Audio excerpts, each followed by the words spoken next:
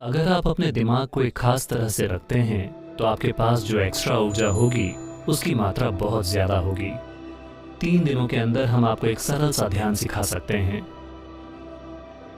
जो आपके मेटाबॉलिज्म को लगभग 24% कम कर देगा।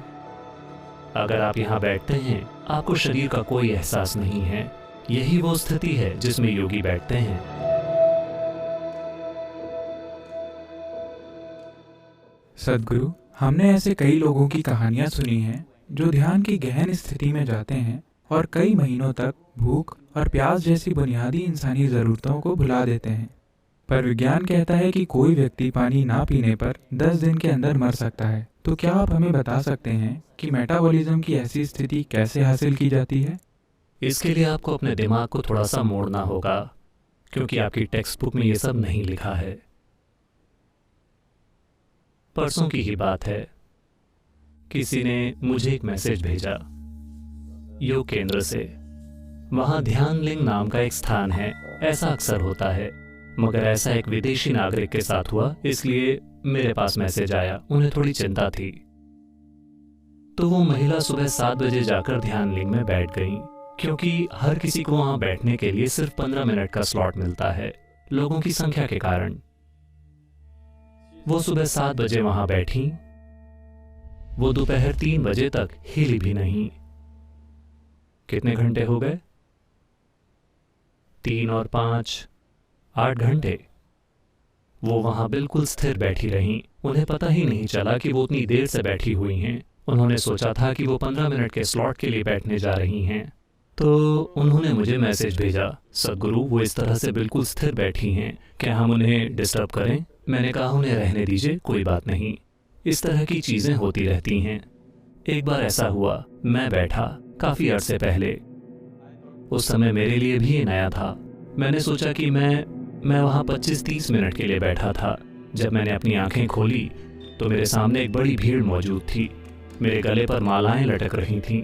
वो सभी मेरे पैर खींचने की कोशिश कर रहे थे। आखिर भारत भारत है। और जैसे ही मैंने अपनी आंखें खोली, कोई अपने बिजनेस के बारे में पूछना चाहता है, कोई जानना चाहता है कि उनकी बेटी की शादी कब होगी, हर तरह की चीजें। फिर मैंने कहा, तुम सभी मूर्ख कहाँ से आ गए? उन्होंने कहा, आप यहाँ 13 दिनों से बैठे हुए हैं। और तो सिस्टम में क्या होता है, आप यही पूछ रहे हैं। देखिए, अभी मैं बोल रहा हूं। अगर आप मेरी नब्ज देखें, ये अभी 55-58 के आसपास है। अगर मैं बस चुपचाप बैठ जाऊं, ये गिरकर 40 के नीचे चली जाएगी। अगर मैं बस यूं ही बैठ जाऊं और कुछ ऐसा करूं जिसमें कोई बातचीत या हिलना डुलना ना हो, अगर मैं बस यूं ही बैठूं तो ये 40 के नीचे चली जाएगी। अब ये आराम में है। ये अंदर कोई गैर जरूरी टकराव पैदा नहीं करेगा। तो ये जिस मात्रा में ऊर्जा की खपत करता है वो बहुत कम है। आप सभी मेडिकल स्टूडेंट्स हैं, आपको ये पता है कि शरीर में ऊर्जा की 20% खपत हमारे दिमाग में होती है। हालांकि ये अधिक से अधिक 1.5 किलो का है। तो शरीर का इतना हिस्सा 20% ऊर्जा की खपत कर रहा है। शरीर का इतना हिस्सा सिर्फ 80% की खपत कर रहा है। अगर आप वजन में इसकी और इसकी तुलना करें तो ये 50 गुना अधिक या उससे भी ज्यादा है। तो आपको समझना होगा कि अगर आप अपने दिमाग को एक खास तरह से रखते हैं तो आपके पास जो एक्स्ट्रा ऊर्जा होगी उसकी मात्रा बहुत ज्यादा होगी, क्योंकि आपकी खपत ऊर्जा की गैर जरूरी बर्बादी नहीं हो रही है। ये बात हर सिस्टम के लिए सच है, चाहे वो एक कार हो, एक मशीन हो या कुछ भी हो। वो जितने कम घर्षण से चल रही है, ऊर्जा की खपत उतनी ही कम हो जाएगी, है ना? कोई भी चीज जो बहुत ज्यादा घर्षण से चल रही है वो भारी मात्रा में ऊर्जा की खपत करेगी। तो शारीरिक रूप से, मानसिक रूप से, ऊर्जा के लिहाज से अगर आप अपने सिस्टम को घर्षण से मुक्त करते हैं तो मेटाबॉलिज्म गिर जाएगा और आप बहुत कुशलता से काम करेंगे, क्योंकि जब आप उसे बढ़ाना चाहेंगे तो आपके पास उसे बढ़ाने के लिए एक पूरी रेंज होगी। जब आप उसे घटाना चाहेंगे तो घटा सकते हैं। फिलहाल ज्यादातर लोगों की जो रेंज है वो बहुत ही छोटी है। अगर आप उन्हें काम में भिड़ा दें तो वो पूरी तरह से थक जाएंगे। अगर उनके पास करने के लिए कुछ नहीं है तो वो पगला जाएंगे। अगर आपके पास करने के लिए कुछ ना हो तो आप पगला जाते हैं, है ना? तो इस स्थिति में ये कम नहीं होगा। अब हर वो चीज जिसकी आप खपत कर रहे हैं वो ज्यादा है, सिर्फ इसलिए क्योंकि आप ज्यादा आरपीएम पर हैं, बस। हम 3 दिनों के अंदर हम आपको एक सरल सा ध्यान सिखा सकते हैं जो आपके मेटाबॉलिज्म को लगभग 24% कम कर सकता है। ये सबसे अधिक गिरावट है जो आप ध्यान की सचेतन अवस्था में हासिल कर सकते हैं। अगर मेटाबॉलिज्म उससे भी कम होता है तो आपको शरीर का कोई एहसास नहीं रहेगा। अगर आप यहां बैठते हैं आपको शरीर का कोई एहसास नहीं है। यही वो स्थिति है जिसमें योगी बैठते हैं। देखिए, अगर आप यहां बैठते हैं, चाहे आपके पास घड़ी ना हो, लेकिन आपके पैर, आपकी कमर, आपके कूल्हे, हर चीज समय का हिसाब रख रही है ना? हेलो, आपको घड़ी की जरूरत नहीं है। अगर आप यहाँ 3 घंटे के लिए बैठते हैं तो आपको पता है कि अब आपको उठना होगा। शरीर जानता है। तो कोई कई घंटों या दिनों तक बैठा है क्योंकि शरीर का कोई एहसास ही नहीं है। शरीर का कोई एहसास नहीं है, न सिर्फ मेटाबॉलिज्म के कम होने के कारण, बल्कि इसका कारण आपकी ऊर्जा की तीव्रता भी है, जो जैविक ऊर्जा नहीं है। ऊर्जा का एक दूसरा आयाम पूरी तरह से तीव्र है। जब ये पूरे शरीर में फैल जाती है, आपको शरीर का कोई एहसास नहीं होता। अगर मैं किसी प्रोग्राम में जाता हूँ 10 या 12 घंटे, मैं अकेला आदमी हूँ जो लगातार पानी पी रहा है, लेकिन सिर्फ मैं ही एक व्यक्ति हूँ जो बाथरूम नहीं जाएगा।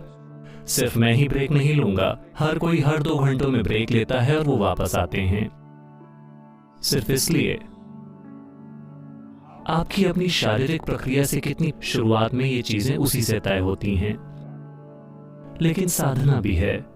आपके सिस्टम के साथ कुछ काम भी करना होता है। तो शायद हर कोई उस स्तर की साधना करने को तैयार ना हो, मगर हर किसी को कोई ना कोई साधना करनी ही चाहिए, कुछ ना कुछ, ताकि आप जो करना चाहते हैं आप उसे कुशलता से कर सकें। आप अपने जीवन में जो कुछ भी करना चाहते हैं आपको उसे उतने अच्छे से करने के काबिल होना चाहिए जितना आपके लिए संभव हो। आप क्या करते हैं वो मेरी चिंता नहीं है, मगर आप जो कुछ भी कर रहे हैं आपको उसे अच्छे से करना चाहिए, है ना? हेलो, आपको उसे अच्छे से करना चाहिए। ये एक इंसान के लिए बहुत महत्वपूर्ण है कि हम उसे अच्छे से करें। तो इसके लिए ये बहुत बहुत जरूरी है कि आपका अपना शरीर और आपका अपना मन एक रुकावट ना हो। आपका अपना शरीर और आपका अपना मन हर समय आपको गिराते ना रहें। उन्हें वो मंच होना चाहिए जिस पर आप खड़े होते हैं। अभी लोग उसके अंदर धंस गए हैं। देखिए, ये एक मंच है, ये अच्छा है। मान लीजिए ये आपको खुद में धंसा लेता है, फिर ये बैठकर बात करने के लिए अच्छी जगह नहीं है। इसने हमें ऊपर थामे रखा है, ये अच्छा है। आपके शरीर, आपके मन को हर समय आपको ऊपर थामे रखना चाहिए। अगर ऐसा होता है तो बाहरी चीजों पर आपकी निर्भरता कम हो जाएगी। और साथ ही पानी का सेवन हमेशा मुंह से नहीं किया जाता। शरीर कई तरीकों से पानी का सेवन करता है। अगर आप सिस्टम को एक खास तरह से सक्रिय करते हैं तो ये ऊर्जा का सेवन करता है। देखिए, अभी आपका खाना खाना, पानी पीना, सांस लेना, ये सब किस लिए है? ऊर्जा पैदा करने के लिए। मगर विज्ञान आपको साफ साफ साबित कर चुका है कि हर कहीं पर्याप्त ऊर्जा मौजूद है। तो अगर आप ऊर्जा को ऐसे ही अंदर ले पाते हैं, अगर आप ऊर्जा को आत्मसात कर पाते हैं, ऐसा कैसे संभव है? योग शब्द का यही अर्थ है। योग शब्द का अर्थ है कि आप अपने व्यक्तिगत अस्तित्व की सीमाओं को मिटाना शुरू कर रहे हैं। अभी ये मैं हूं, वो आप हैं, ये 100% स्पष्ट है ना? क्यों? क्योंकि आप सोचते हैं कि ये शरीर मैं हूं, वो शरीर आप हैं। ये एक स्पष्ट सीमा है। मेरे शरीर और आपके शरीर की एक स्पष्ट सीमा है। मेरे मन और आपके मन में भी काफी हद तक एक सीमा है। शायद हम यहां वहां थोड़ा बहुत ओवरलैप करें, मगर ऐसी कोई चीज नहीं होती कि मेरा जीवन और आपका जीवन। क्या आपने कभी साबुन के बुलबुले उड़ाए हैं? या आप तब भी गंभीर थे जब आप स्कूल में थे? नहीं। क्या आपने साबुन के बुलबुले उड़ाए हैं? मान लीजिए हम यहाँ बैठकर साबुन के बुलबुले उड़ाते हैं। आपने इतना बड़ा बनाया, मैंने उतना बड़ा बनाया। अब मैंने कहा ये मेरा बुलबुला है, वो छोटा वाला आपका है, ये मेरा बुलबुला है। पुप, वो फूट गया। अब मैं ये नहीं कहूंगा कि ये मेरी हवा है, वो आपकी हवा है। जीवन ऐसा ही है, ये एक जीता जागता ब्रह्मांड है। थोड़ा आपने पकड़ा, थोड़ा मैंने पकड़ा। आप कितना पकड़ते हैं, ये आपके अस्तित्व की अहमियत और गुणवत्ता को तय करेगा। मैं चाहता हूं कि आप इसे साफ साफ समझें। आपने कितना जीवन पकड़ा है, वही इसे तय करेगा। शायद आपके पास एक बड़ा सा दिमाग हो, शायद आपके पास बहुत बुद्धि हो, आपके पास ढेर सारा ज्ञान है, लेकिन फिर भी आप एक महत्वपूर्ण जीवन नहीं जिएंगे। अगर आप ढेर सारा जीवन पकड़ते हैं, अगर आप एक बड़ा बुलबुला हैं, सिर्फ तभी वो महत्वपूर्ण है। अगर आपका शरीर बहुत बड़ा है तो शायद दूसरे लोग आपको देखकर कहें वो बहुत बड़ा है, मगर आपके अंदर वो आपका अनुभव नहीं होगा। अगर आपके पास एक बड़ा दिमाग है तो लोग सोचेंगे अरे वो बहुत स्मार्ट है, मगर आपके भीतर आपके पास एक महत्वपूर्ण जीवन नहीं होगा। अगर आप अपने अंदर बड़ी मात्रा में जीवन पकड़ते हैं, सिर्फ तभी, अगर आप सिर्फ यहाँ बैठें तो भी ये बहुत शानदार है। जब ऐसा होता है, चाहे आप अपनी आंखें खोलें, आंखें बंद रखें, चाहे आप कुछ करें, आप कुछ ना करें, आपको उससे वाकई कोई फर्क नहीं पड़ता।